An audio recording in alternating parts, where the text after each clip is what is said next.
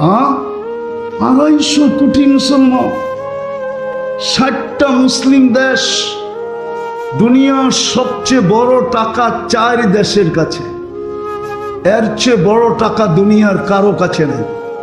Kuwait, Bahrain, Oman, Brunei, 4টা মুসলমান দেশ। 1 গুণ বড় না, কয়েক গুণ বড়। কুয়েতের টাকা ডলারের তুলনায় 5 গুণ বড়। ব্রুনাই, বাহরাইনেরটা 4 গুণ বড়। ওমানেরটা 3.5 গুণ বড়। 3.5 গুণ। আর ব্রুনাইটা 1 টাকা দিলে এতটি পাওয়া যায়, এতটি। বিশ্বাস মনে হয় না। আজকে এই দুরবস্থা কেন? একটার পর একটা দেশ মাটির সাথে মিশতেছে কেন?